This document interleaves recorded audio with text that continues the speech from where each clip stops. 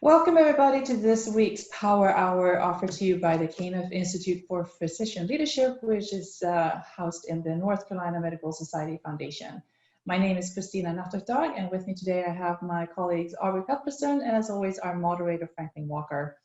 Today's topic is about racism in medicine, and if you have followed us for the past few months, you know that this is a topic that we keep revisiting because we think is a very important topic. It cannot just be discussed once, and we need to keep focusing on this topic as well as we continue with our sessions. We are going to ask you to be on mute, but we also do invite you to engage with our guests, and if you have any questions, please feel free to unmute and ask them directly to the guests, or put the question in the chat box as well, and we will get to that as the flow and the conversation allows us to. The session is recorded, so we will be able to offer you a recording of the session in case you missed today, and that will be available to you on the KIPL Institute for Physician Leadership website sometime mid next week. But I think that's it from me. Without any further ado, welcome to our guests, and I'm going to hand it over to Franklin. Franklin? Super. Thanks, Tina. And thank you for everybody joining us today for our 18th edition of Power Hour. So we're excited to continue our discussion of race in healthcare. And today's topic is going to be around white privilege and white fragility. But before we get into those topics, I want to ask my guests, Dr. Artina Dawkins and Dr. David McIntosh, both affiliated with Wake Forest University, to give us a bit of their background and what they are doing in the scope of their work over at Wake Forest. So Artina, could you go first, please? Sure. Thank you. And I wanted to thank the panel organizers for inviting me back to this 18th edition of the Power Hour. My work occurs in three main realms: leadership, mentorship, and in graduate medical education. In the leadership realm, I am co-director of diversity and inclusion in orthopedic surgery. I am the president-elect of the Association of Residency Coordinators in Orthopedic Surgery, and I am an affiliate faculty of the Maya Angelou Center for Health Equity, all at Wake Forest Baptist Health. In mentorship, I am the founder of two mentor programs at Wake Forest Baptist Health, one of which is the Kennedy Hopkins Scholars Mentor Program, which was a program that was started to close the professional and personal support gap for underrepresented residents and fellows training at Wake Forest Baptist Health. The other mentor program is also in GME. It's the Residency and Fellowship Administrators Mentor Program, and that program is represented by coordinators of the 70+ departments within our institution. And in GME, I'm the program manager for orthopedic residency, and I also have ongoing research in all of these three realms. So thank you again. Super. Dave, how about you? Absolutely. So thank you again. I'd like to join Dr. Dawkins in thanking y'all for having us. We're really delighted to be here. And Dr. Dawkins and I are friends and colleagues, and so these are issues that we talk about all the time. So this will probably just be like an extension of a normal conversation that we have, just being recorded and shared with everybody else. So I'm looking forward to today. So in my role, I serve as the Vice President, the Chief Inclusion and Diversity Officer for the health system. And so I have responsibilities here in the hospital and in the health system, but then I also have some dotted lines over to the medical school and into our innovation corridor, which works with a bunch of private industries, the city of Winston-Salem, things like that. And I'll say a little bit about myself, because if I don't, people wait until the end and they're not listening to what I'm saying. They're trying to figure out what I am. And so because you heard me identify myself as the Chief Diversity Officer, some people are thinking, man, that looks like a white guy. I wonder what he really is. And so I'll just go ahead and put it out on Front Street. I'm a white male, and it gets worse. I'm also straight, and I'm right-handed, and I have brown hair and brown eyes, which is most common. I'm the average height and weight of an American male. I grew up middle class. I grew up Catholic, which is very common. I'm able-bodied. I fall into all the majority categories you could possibly fall into in this life. And so people often ask, Dave, how did you get that job? And it actually started back as an undergraduate. I went to a small private liberal arts school in central Wisconsin on a tennis scholarship. just in case you weren't sure exactly how white I am, that's how white I am. And so it doesn't really get any whiter than that experience there, or more privileged. But it was when I was there, I had the opportunity to do an away study. I studied at Fisk University in Nashville. Fisk University is a historically black college and a famous one. It's where W.E.B. Du Bois studied. It's where Nikki Giovanni studied. And it's where the late, great Congressman John Lewis studied. And so it was a powerful place for black intellectual thought. And I was the only white person on campus. And because of the nature of residential segregation, I was the only white person for miles around. Now, anyone who knows anything about historically black colleges knows that there's a disproportionate number of women to men on these campuses. The ratio of women to men when I was at Fisk was 13-1. So there were 13 women on campus for every one male on campus. So it gave me a powerful opportunity to not only learn and understand what does it mean to be white in America, but specifically what it meant to be a white male in America. Now, when I left that institution, I made promises. People said, Dave, you now know more about race than most white folks. You need to do something with it. If you choose to do something, people will listen to you because of who you are and what you represent. If you choose to do nothing, you're complicit with everything you learned about while you were here. And so I made promises. I said, yes, absolutely, I'll do it. I finished my time there. I finished my degree in economics at my little private liberal arts school in Wisconsin. And I started working in a bank because that's the job available to you with a degree in economics. And it was probably about 6 months into the job at the bank where I realized I wasn't doing justice to what I said I was going to do. So I left my job. I went back and got my master's degree and my PhD studying education, sociology, and specifically a paradigm that's been made famous in the past couple of weeks. I studied critical race theory. And so if there are questions about critical race theory, I'm happy to answer those. That's the paradigm of choice for me, and I know Dr. Dawkins also has expertise in that paradigm as well. Super.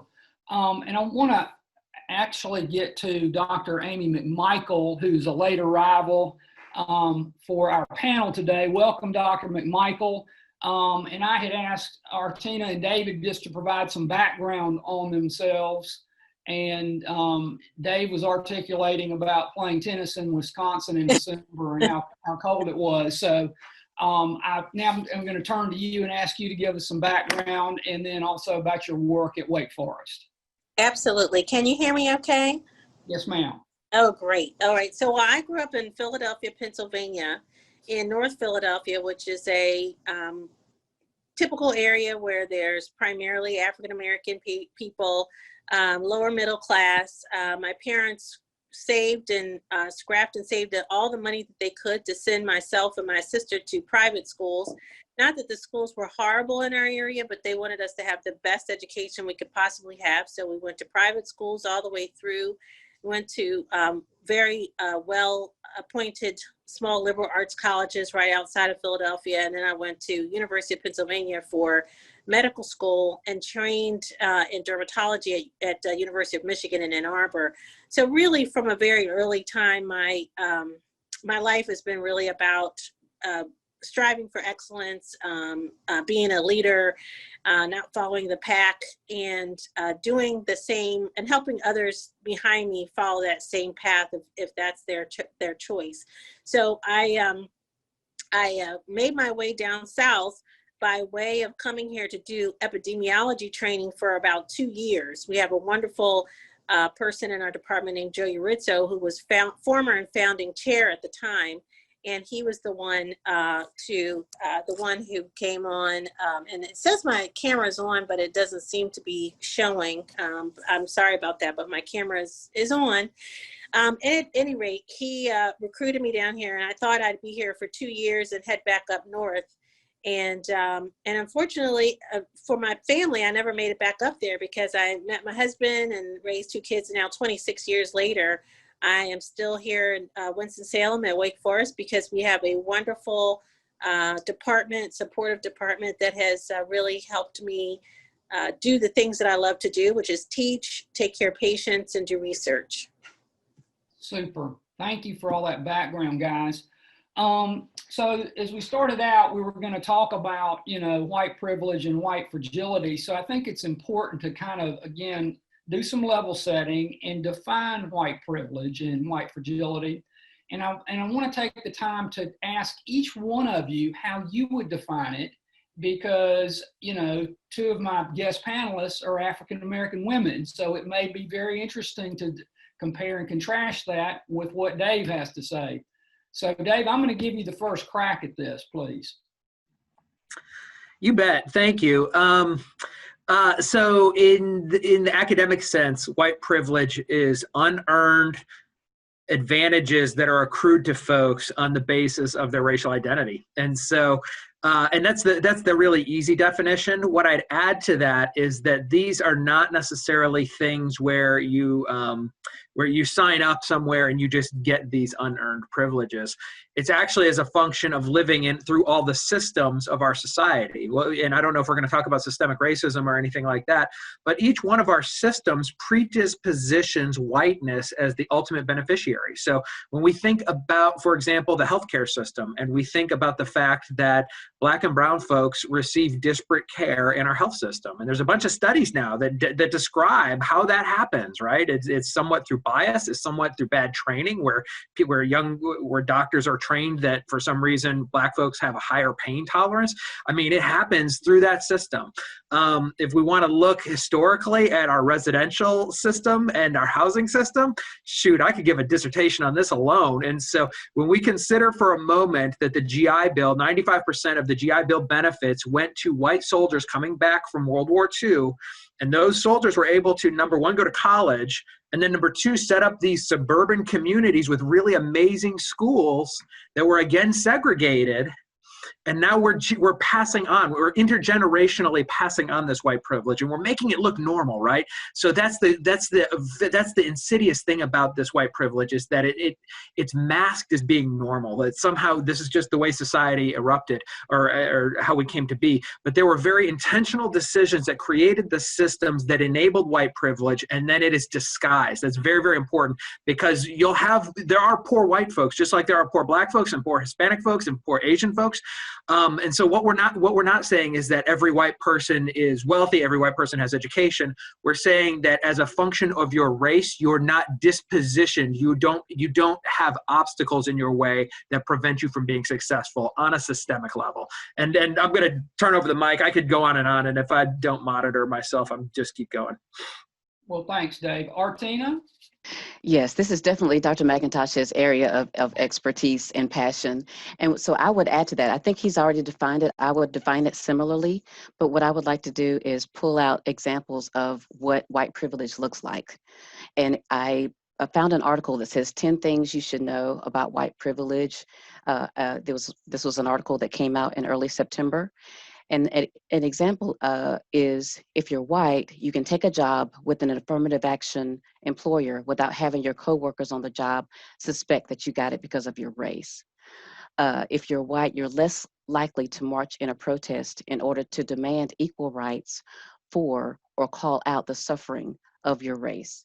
And also what it looks like to be embedded in society. I think Dr. McIntosh alluded to this. So I would offer 3 additional realms where white privilege is embedded in society. And white privilege and white fragility are related. And so one of those instances is redlining. And this is a discriminatory practice that puts services out of the reach of marginalized groups. Most of the time, this negatively impacts Black people, Black folks, people of color. And the institutions that commit these offenses are mortgage lenders, insurance companies, student loan funders, and those companies that issue credit cards. In academic medicine, white fragility and white privilege is embedded, and it manifests as health inequities, health disparities, high mortality and morbidity rates for Black folks, like Dr. McIntosh alluded to. There was an article by Pachetta that came out a couple of months ago that stated that Black babies are 3 times more likely to die when taken care of by white physicians. And this study was done with over 1 million participants, so it's not something to be taken lightly. It can't be ignored. And then it's embedded in education.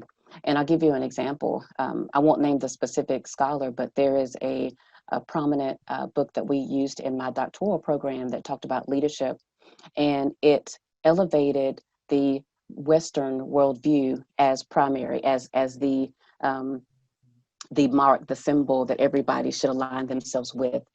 while diminishing the Afrocentric worldview, which is more community oriented, because especially we as African Americans gain a lot from community. We gain strength from community. But in this book, it elevates the Western worldview as the standard, which is very individualistic. So rather than presenting it in a way to say these are two different types of worldviews, it elevates one at the behest of the other. So Thank you. You're welcome. Dr. McMichael, how about you?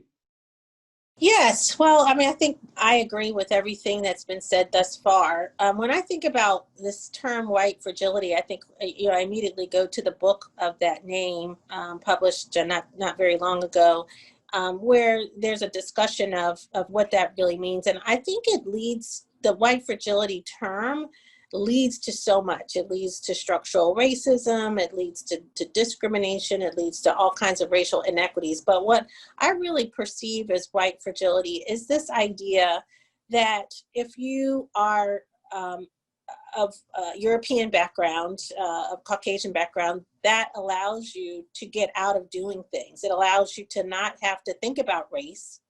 It allows you to say, well, I'm not really someone who is racist because I don't think about race. But you know what? People of color have to think about race every single day. And so I think that's where we get into white fragility. The other thing that happens is that you can be afraid of people because of their race. Now, I can't be afraid of people because of my race. I read recently a really interesting article by a woman physician who talked about her experiences as a medical student. And she was having a particularly difficult time on a rotation. She went to report this issue to a supervising physician, and she, is a very typical person of color. You can't show your emotions. You can never show your emotions because then people assume that you're angry and that you're going to hurt them. And she ended up crying because she was so moved by what was going on with her. And she was told by the supervising physician that the supervising physician would have to leave the room because she felt unsafe. She felt that she might be in danger because this medical student was standing in front of her crying and reporting something that she had experienced.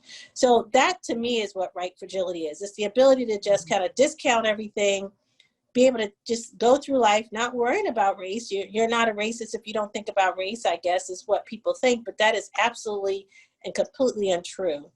Yeah. So while it leads to all of this structural racism that we're kind of talking about and privilege, I think that fragility is a very specific thing that it allows people to just ignore the problem and move on through their life as if it doesn't exist. And that's what's really scary. Yeah. Well, my hope is that, that 2020 has been such a interesting year, if you want to put it that way, for everybody with COVID-19 and then, the deaths of George Floyd and Breonna Taylor and, our ongoing discussion about this subject, that hopefully there's an inflection point here. And then we can all, as a collective, grab this and move the ball forward and do something about it in a way that we have been unable to do for a long time. I want to get into what you guys are all Wake Forest Baptist folks. So, I want to talk a little bit about systemic racism as it exists in your institution and maybe some of the things that you guys are doing to identify it and then deal with it and call it out and improve it. Artina, can you take that on first, please? Sure. Unfortunately, there have been several instances of the outcome, the consequences of white fragility, of white privilege, of inequity in several levels of this institution. And so I'll start with some things that I've observed, and then I'll move on to kind of interventions. And so what I've observed is that, especially with white fragility, if you're talking about something that makes white people uncomfortable, they'll all of a sudden get disinterested in what you're saying. Body language communicates that I really don't want to hear what you're saying. Some have dismissed themselves from the conversation. All of a sudden, they need to leave the meeting. I think it's easier in the Zoom realm to leave a meeting, because it's different if you're physically sitting there, but in Zoom you can just click that leave button and you're gone, and maybe 5 minutes later somebody realizes that you're not there. I've seen it manifest as defensiveness, as is perceived as a personal attack when it's not meant that way. But if there is an offense that's occurring, someone is the offender. Someone is perpetuating these systems and these oppressive things that are allowed to happen. And also there's retaliation. If you speak too much about the things that are going on, if you call people out too much, and there's also sometimes instances of trying to discredit you, so which kind of brings shame, so that you feel less confident in talking about the wrongs that you see, because someone has countered with, well, what is it that you're doing, or talking or magnifying some negative rather than keeping focus on the main issue. And I'll tell you one instance recently where I was discussing a topic with a group of colleagues, and someone said, well, that's reverse racism. And the thing is, and I see Dr. McIntosh's reaction. For one thing, reverse racism is a farce. It's not a thing, because racism involves power. And typically in a structure, especially in an organization, if you look at the senior administrative folks and even moving down through management, you can see that at the top it's saturated with Caucasian males who are mainly in those leadership positions. So a lot of times people of color and Black people specifically aren't in power, so they can't be racist. They can't execute racism because they don't have the power to do so, because racism involves authority and the misuse of such. And so there are various instances that I could share about microaggressions and comments or events that happen that catch you off guard, and sometimes you're just like, wait a minute, did that happen? Did someone just say something? Did my training, did my education just get diminished within a few seconds? And it leads to racial battle fatigue, which is that just stacking on of different instances of racial discrimination that you feel, and it impacts you negatively.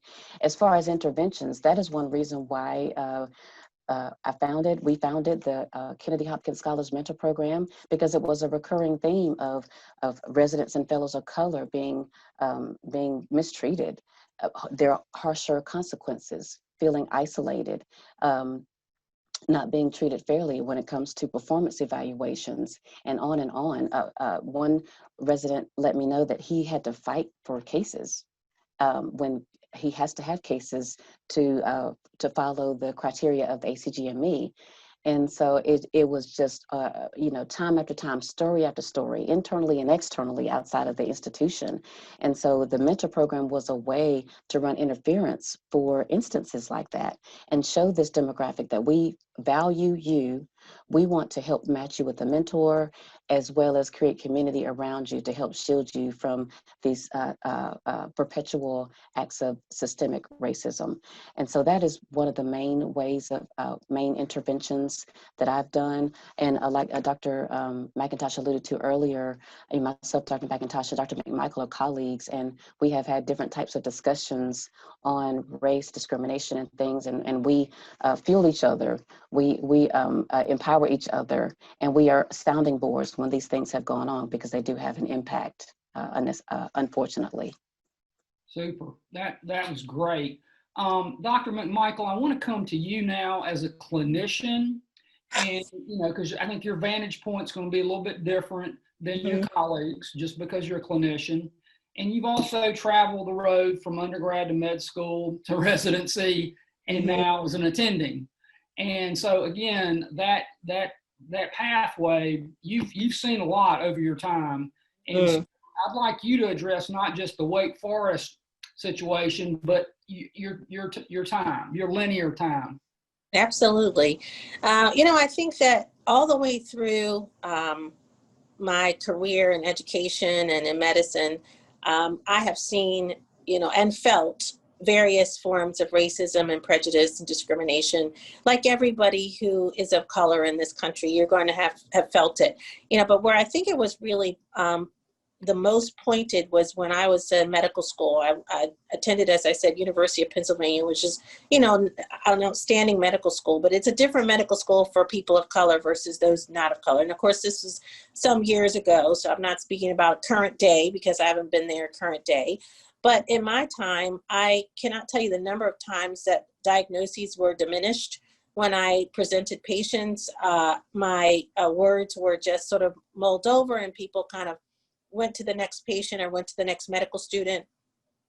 And I knew that there was a different experience that I was having because one of my dearest friends and my roommate was a Caucasian woman who had a very different experience in medical school than I did. She would come home and explain to me how her residents were helping her learn, how they were working with her to improve her skills with both examination and recording data on patients, diagnosis and treatment options.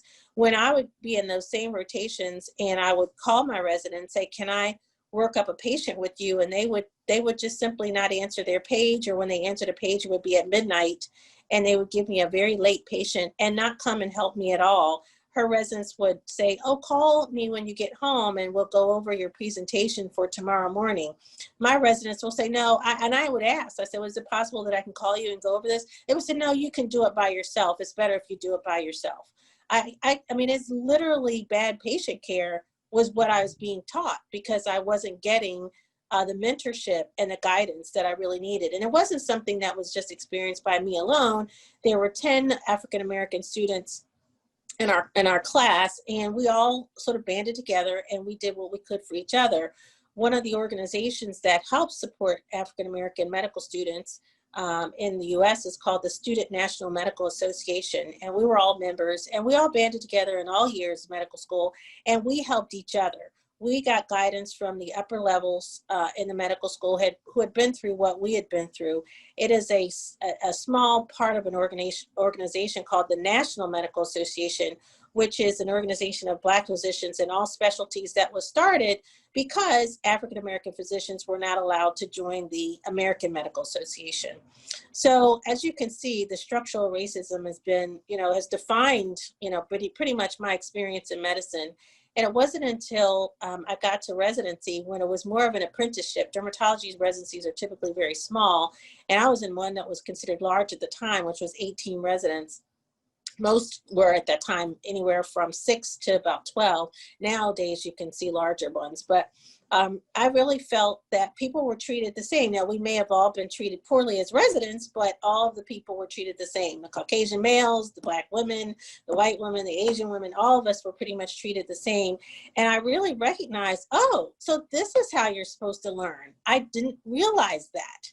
And when I realized that, I said, okay, we've got to do something about it. And I've really dedicated myself to pulling up the next generation, or as many generations as I have time to mentor. So as a part of that, I've been part of the Skin of Color Society, which was founded by a dear friend of mine from Philadelphia, who I actually went to high school with.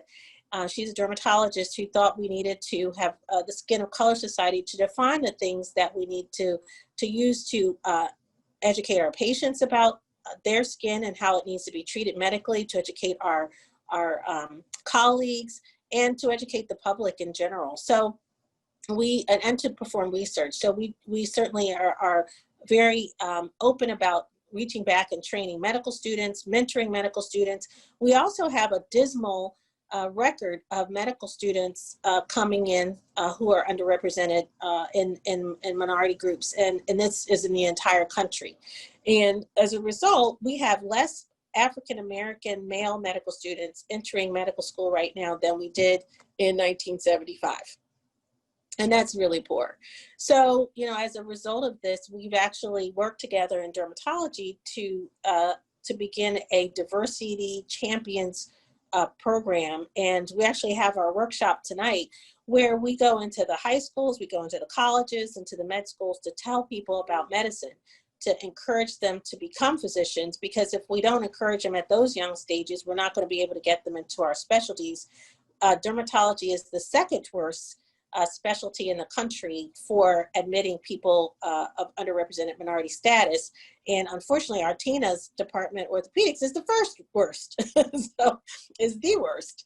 And so we really have to have these programs to help people of, coming through to think about, okay, I can do these very competitive specialties. I can learn, but they have to have mentors. They have to have guidance. And so that's what I've devoted my life to, really, here in medicine. I practice certainly clinical medicine, and I do research in skin of color disorders, but my other passion is really pulling the next generation along in any way that I can. Wow, that's really interesting. And you mentioned something almost in your closing remarks that we had spoken about maybe a couple of times ago on one of our racism in medicine sessions, was, the Flexner report, which I'm sure you guys are aware of, circa, what was it, 1910 or something, and we were still suffering the effects of, the closures of all those historically Black medical schools. And what you just said is just, it continues to this day, which is pretty astounding. Dave, I want to come to you now because you're the Chief Inclusion Officer. And so my guess is you've got some really interesting things to say about this question. Absolutely. And thank you for asking it. So I don't, I've worked at 2 other medical centers or medical systems before coming to Wake Forest Baptist. And what I can tell you is that the issues are remarkably durable. I've worked in the Southwest, I've worked in the Deep South, I've worked in the Southeast now. And the issues of structural racism are similar and profound in our country. And it makes sense because they're woven into the very fabric of our nation. And so we've got, we have several initiatives in place. And let me start by saying that we have a champion for this work in our Dean and CEO. She has taken dramatic steps in order to improve and elevate this work. And so the first thing she's done is she's and Dr. McMichael and I are on this. If we had been meeting next Friday, we wouldn't be able to be here because there is a racial equity task force that Dr. Freischlag has stood up. And there's influential leaders from across the system that participate in this. And our goal is to remediate the racial environment at Wake Forest Baptist. And so that's a powerful lever when your Dean and CEO champions that kind of work. And so right now we're working through our data. We're taking a very empirical approach. That committee is co-chaired by our Dean and CEO and one of our amazing leaders, Dr. Goldie Bird. And so we're just really, really so lucky and fortunate to have these powerful leaders here. The other thing I would say that Dr. Freischlag has done to really champion this work, when I first got here, it's a very, very common experience for women and folks of color to walk into spaces of power and have these portraits of all of these very famous older white men, and they're just ubiquitous. And it's not only is it a place of honor, but it connotes what's kind of valued in the organization. And so that can be terribly disempowering. And so Dr. Freischlag noted that, and on the floor where her office is, there was a whole long wall of these portraits, and she had them all taken down. And so that's commitment to the work, right? I mean, that's important. So there's a bunch of things that we're doing as a health system. And so the first one that I just love talking about because it's gained some attention, and I think I don't even remember now. I presented it to so many groups. I don't remember if this is one of the groups that we've presented to, but we have this Wake Active Bystander strategy. And that is a strategy whereby we're teaching folks how to interrupt instances of incivility, like microaggressions, in order to create a better environment in the hospital.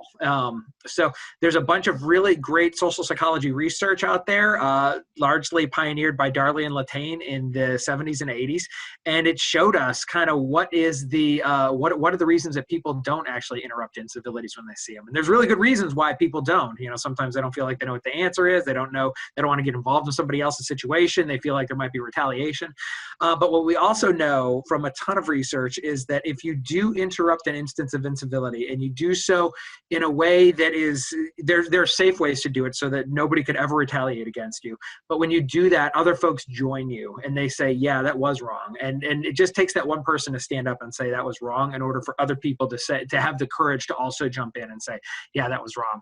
Now you might be thinking, well, that's fine. That's just one instance. But to be honest, those microaggressions are so ubiquitous in our society and in our environment. We have to have a strategy to interrupt those moments, because that's where the education happens.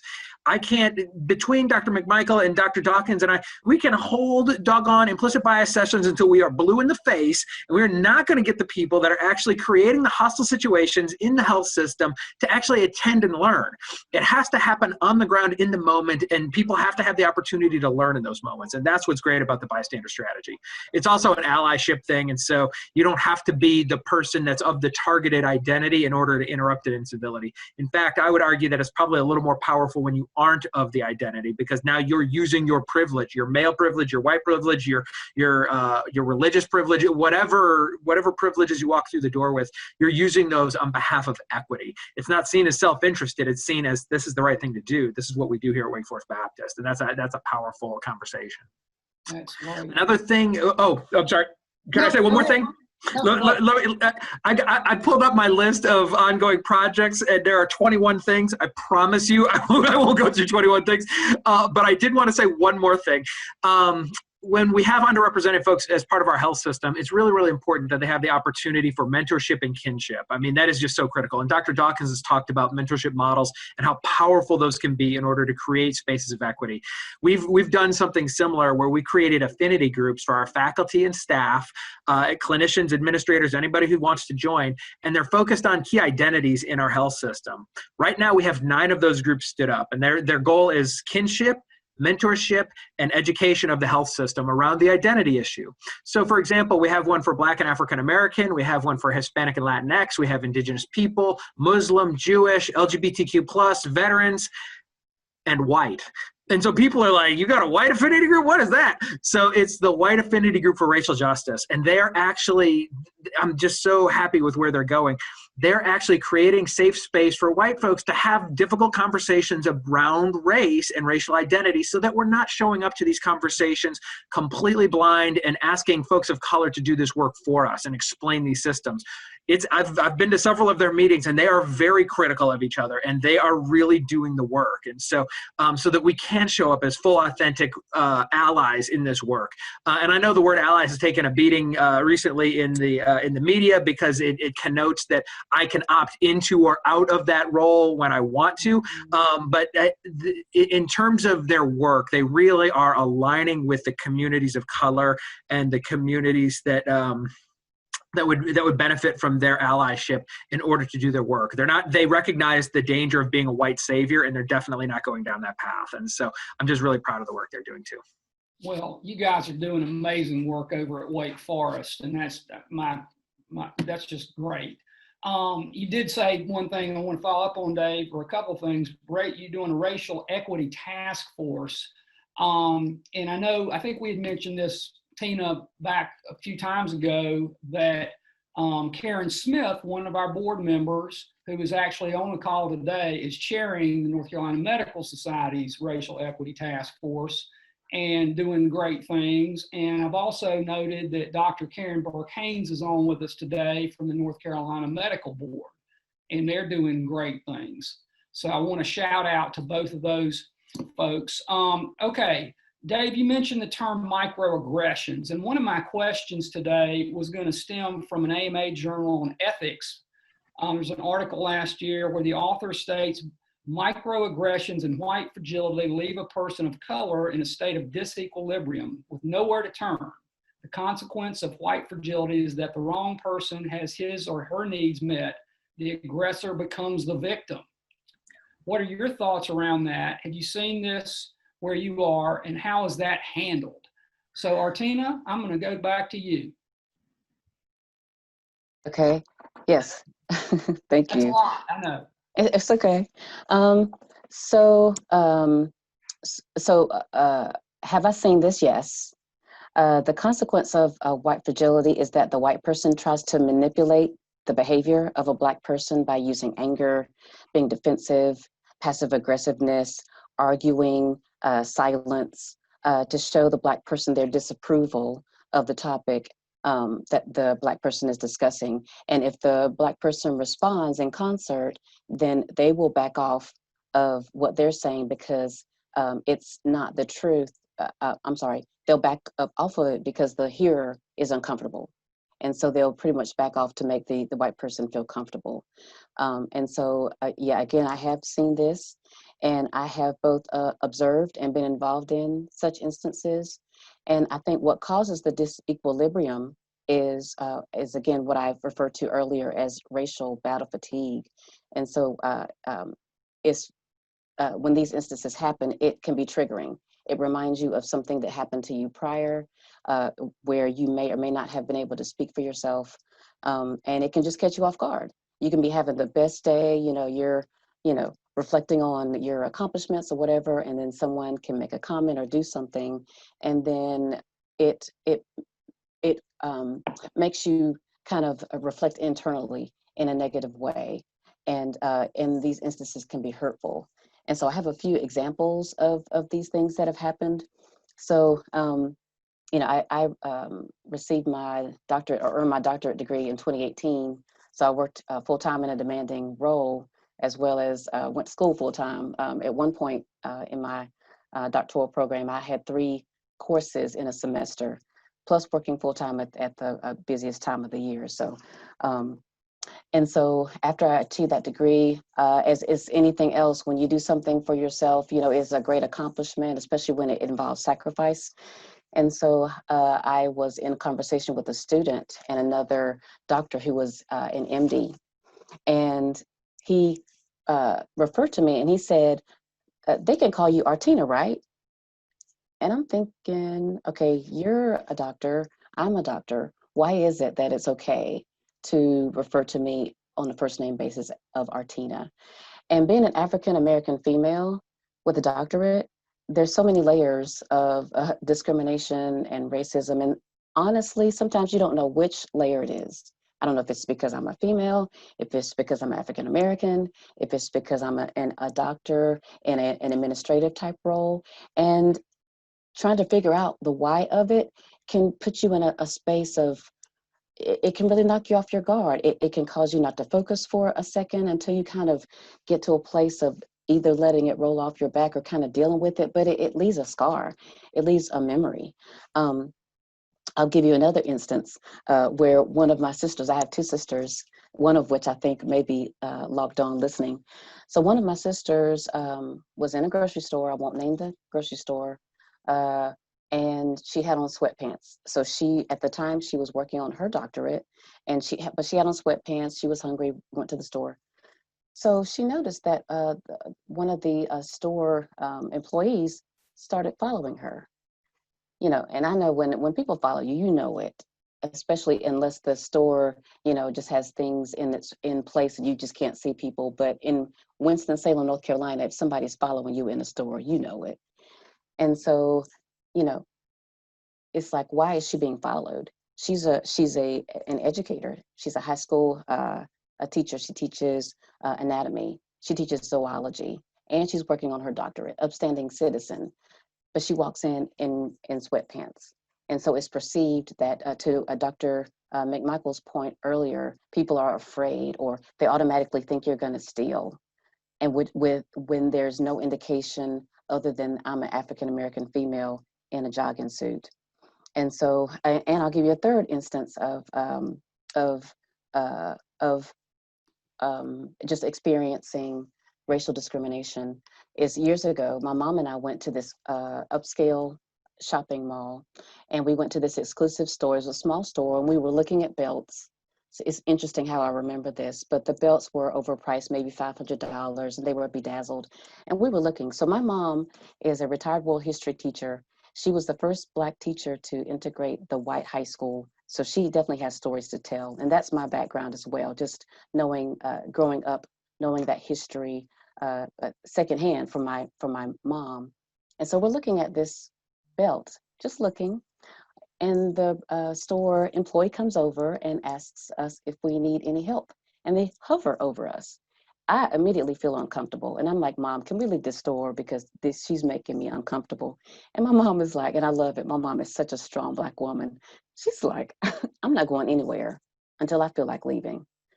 And I'm thinking, I'm going to take my patronage and go somewhere else because I don't have to take this.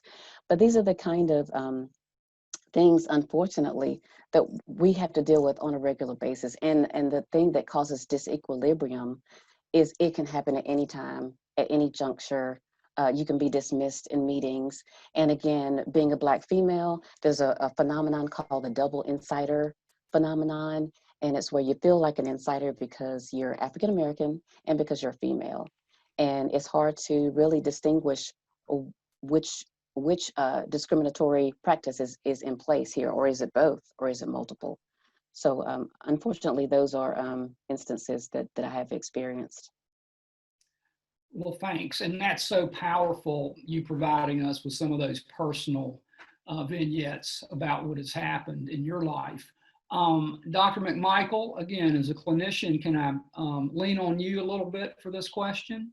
Oh, absolutely. I think I can, as Dr. Dawkins discussed, I could give you, chapter and verse on this. I think one of the times that I really remember being just thrown off my equilibrium for about 48 hours was when I was a resident at Michigan. I was a senior resident. I think the only senior resident in clinic that morning. We have a clinic where we had several residents of different stages, and I was the only one who was fourth year, PGY4, is what we call it. And I walked into a room. The gentleman or the patient in the room was an older Caucasian male. And I introduced myself as Dr. Amy McMichael, and I was a resident. I'd be taking care of him with, the doctor, the attending physician for the day. And he took one look at me and he said, "I don't want you to see me. I want you to leave the room right now." And I said, "I'm sorry, is there a problem?" And he said, "Well, I was an educator. I'm a teacher. I'm a retired teacher. And I don't believe in seeing people of color," or he actually said Black people, as physicians, because I think that they're all put through the education system because they're Black." And I had never had anyone say that to my face. And I left the room and I told my faculty person about this experience, and I was literally shaking. I was so upset, angry. I cannot tell you the number of emotions that I felt at that moment, because I had been dismissed by this elderly gentleman who would rather see someone who had much less education than myself. I was ready to go out and start practicing. He'd rather see a first-year Caucasian male resident because he thought that I somehow got through the system without paying my dues, when I got through the system having to do actually more than what others had to do to get to where I was. I mentioned this, or I told the story to the faculty member who was in some defense, someone who was actually from a private practice who came in and did some teaching. So he wasn't truly a full academic person. And he said, "Oh, well, you have to just ignore people like that. That shouldn't really upset you. He's just confused and doesn't know what's going on." That was not the right thing to say. And he just expected me to go on through clinic for the rest of the day and be fine with the fact that he said, "Oh, it doesn't matter." And that really showed me that there is a huge chasm of understanding for those who don't have to experience that every day. And I'm sure many of you have heard of the microaggressions that have occurred on planes when African-American physicians step up when a physician is called, and the African-American person has to provide some kind of information about how they truly are a physician, because how could this Black woman be a physician trying to help this person who's having a cardiac arrest right here on this plane, whereas a white male can walk up and they don't have to provide any information about their training or their status. So I think we all know about these cases because they've been brought forward in the media. But when they happen to you, they throw you on your feet. I mean, they put you off your feet. They throw you on your bum, and you really have to try to pick yourself up, because many times you don't have anyone around to actually help you with that. Now, I want to just put a plug in for my department. My department is probably the most diverse department in the medical center, and I think it's that way because of the foresight that Joe Urizzo had when he started the department at age 35. He is an amazing visionary, and we have, myself as the chair, of course, we have people of Latinx descent. We have white males, white women, Asian male. And I want to just throw out there that it's not just African Americans that experience this. I have to tell you that it is very disconcerting for one of my faculty members who happens to be an Asian American male. When he goes in a room and people actually start talking gibberish to him, as if it would mean something to him because he is of Asian descent.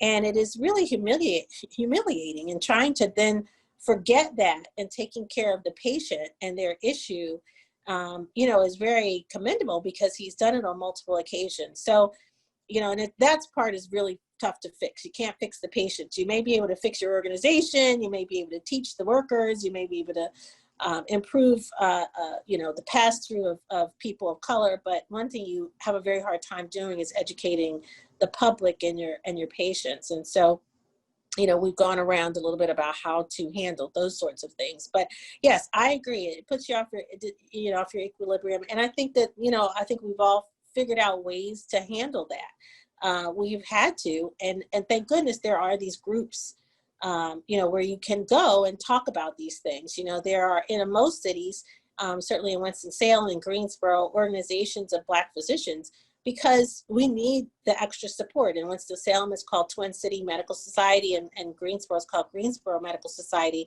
There's also a society called Old North State, which actually has a board member that sits on the North Carolina Medical Board, to put forth the effort to talk about things that affect people in practice who are of color, to talk about the patients that we take care of who are of color. And I think those organizations, more than ever need to step up to the plate to help. Wow. I mean, y'all's testimony is so powerful. It really is. Dave, how about you bat and clean up on that one for me?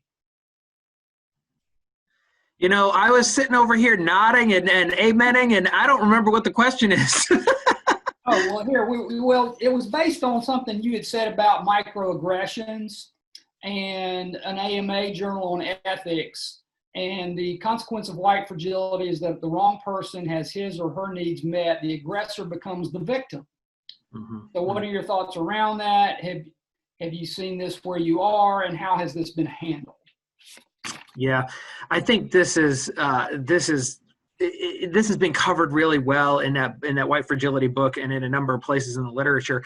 But this is so ubiquitous for folks of color, and there's actually there's some really good scholarship about some of the ways that sometimes white folks turn around and behave in those situations, sometimes using tears and things like that, because they do feel like they're being attacked.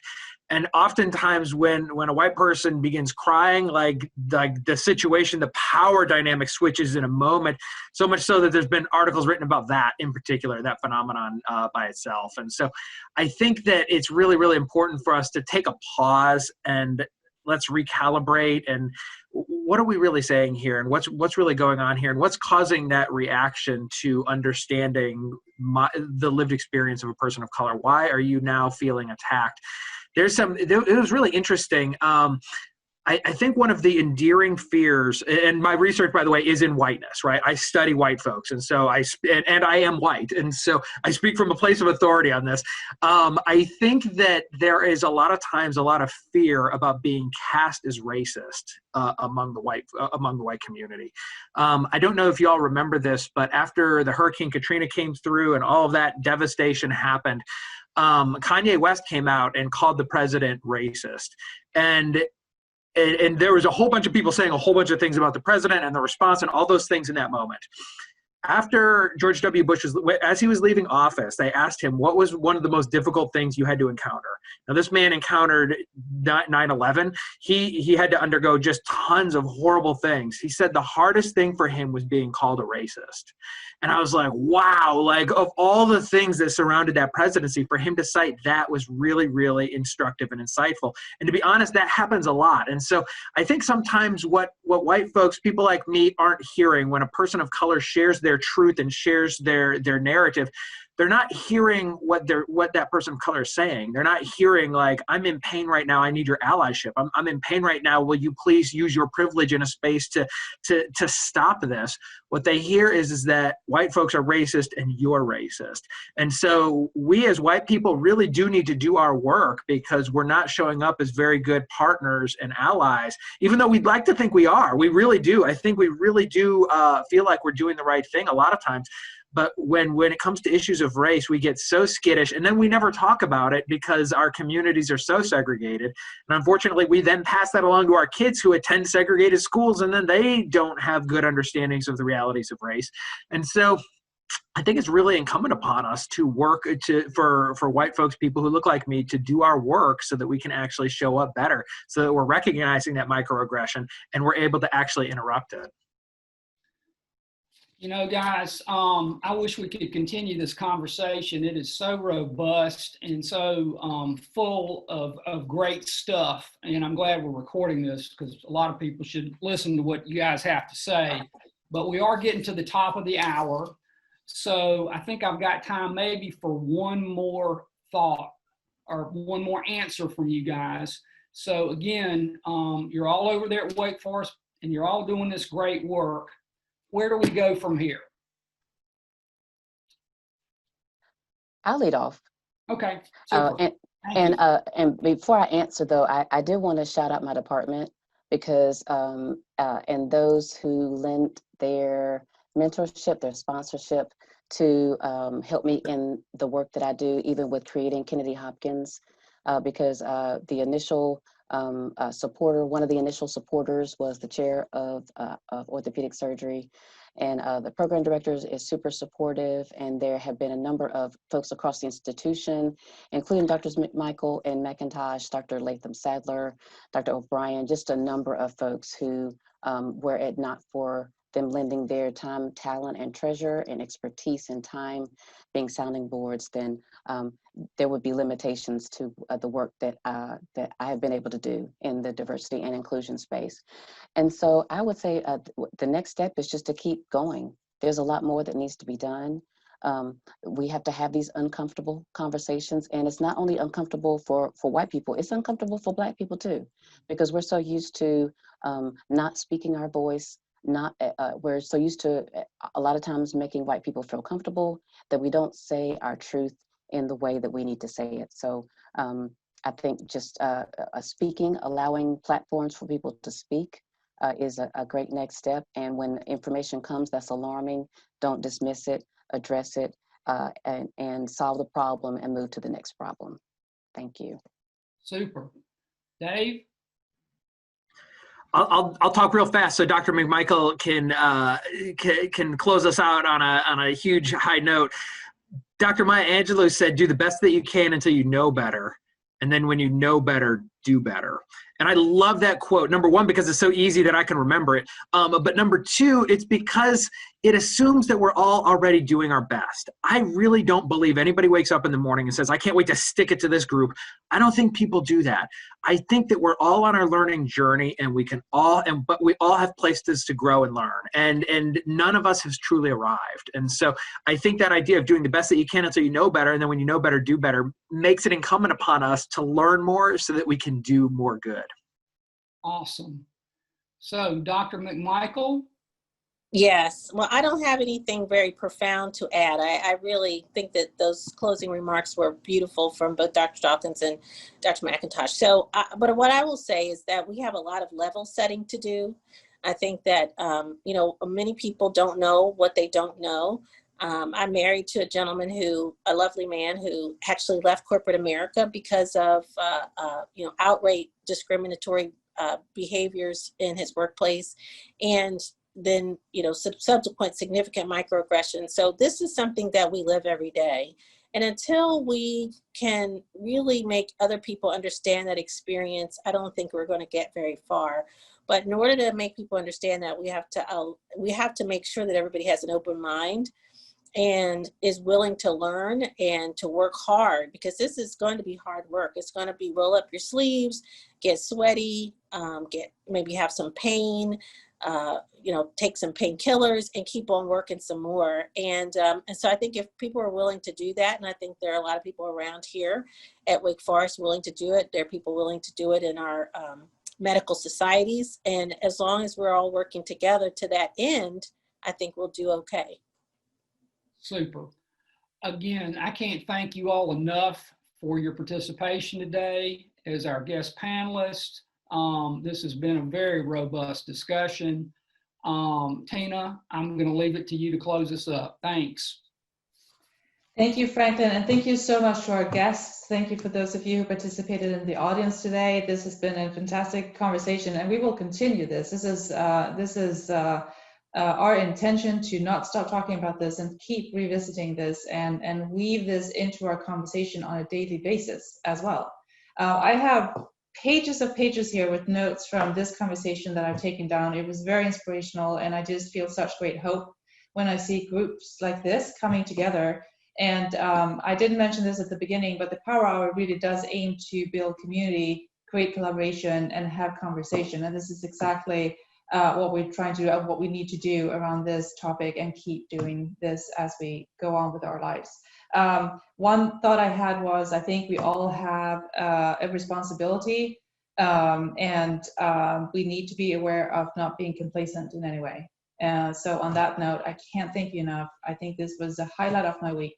Again, I invite you back to our next Power Hour, which is going to be in 2 weeks. Please keep abreast of what kind of topic that's going to be from our KIPL website. And without any further ado, thank you so much again, and I hope to see you soon back in this space. Thank you all.